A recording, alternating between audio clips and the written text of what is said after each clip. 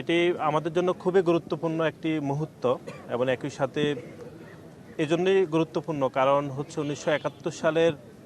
একদম বিজয়ের ঠিক আগ মুহূর্তে যখন পশ্চিমা হানাদার বাহিনী পরাজয়ের শতভাগ নিশ্চিত হয়ে গিয়েছে যে তারা পরাজয় বরণ করছেন, ঠিক তার একদিন আগেই অর্থাৎ আজকে 14ই ডিসেম্বর প্রথম প্রহরে ঢাকা বিশ্ববিদ্যালয়, রাজশাহী বিশ্ববিদ্যালয়ে তারা হত্যাযজ্ঞ চালিয়েছিল। এই জন্যই চালিয়েছিল যে বাংলাদেশকে অর্থাৎ তৎকালীন পূর্ব বাংলাকে কিভাবে মেধাশূন্য করা যায়, সেজন্য ঢাকা বিশ্ববিদ্যালয়, রাজশাহী বিশ্ববিদ্যালয় সহ দেশের প্রায় বড় বড় প্রতিষ্ঠানগুলোর যারা শিক্ষক বুদ্ধিজীবী ছিল তাদেরকে নির্বিচারে হত্যাযজ্ঞ করেছে তৎকালীন পাকিস্তান হানাদার বাহিনী। এবং একই সাথে এই হত্যাযজ্ঞে যারা সহযোগিতা করেছে এই দেশীয় আলবদর, আল শামস এবং রাজাকারদের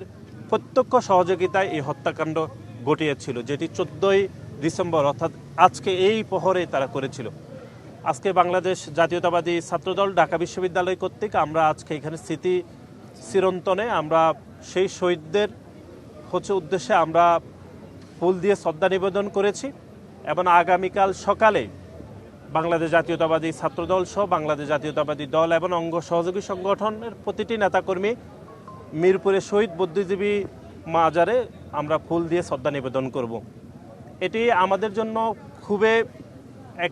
এক ধরনের আশঙ্কা জাগছে, সেটি হচ্ছে ঢাকা বিশ্ববিদ্যালয়ে গত 5 দশকে অর্থাৎ স্বাধীনতার পরে এবারে আপনি দেখবেন এই যে শহীদ বুদ্ধিজীবীর যে আয়োজন অথবা বিজয় দিবসের যে আবহ থাকে সেটি কিন্তু ঢাকা বিশ্ববিদ্যালয় পরিবার এটি পালন করতে অথবা এটি ধারণ করতে শতভাগভাবে ব্যর্থ হয়েছে বলে আমরা মনে করি। এবং অনেকেই বলছেন যে এই গণ অভ্যুত্থান পরবর্তী সময়ে এরকম এক ধরনের আবহ এটি নিঃসন্দেহে দুর্ভাগ্যজনক। এবং ঢাকা বিশ্ববিদ্যালয়ের এখন যারা মাননীয় দায়িত্ব রয়েছেন, বিভিন্ন প্রশাসনের দায়িত্বশীল ব্যক্তি এবং বিতর্কিত যে ডাকসু নির্বাচন হয়েছে,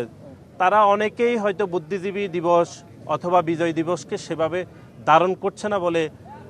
বাংলাদেশের বিভিন্ন শিক্ষার্থীগণ সেটি মনে করছে। আমরা আজকের এই আয়োজন থেকে শহীদ বুদ্ধিজীবী দিবসে যারা শহীদ হয়েছেন বাংলাদেশের সব থেকে,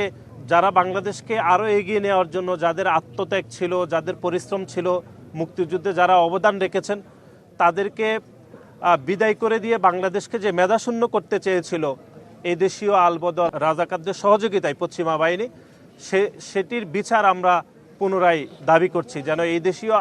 আলবদর, আল শামস রাজাকারদের যেন বিচার নিশ্চিত হয়, সেটি আজকের দিনের আমাদের প্রার্থনা। এবং পরিশেষে যারা দেশের জন্য এই আত্মত্যাগ করেছেন তাদের সকলের আমরা বিদায় মাগফিরাত কামনা করছি, তারা যেন জান্নাতবাসী হয়।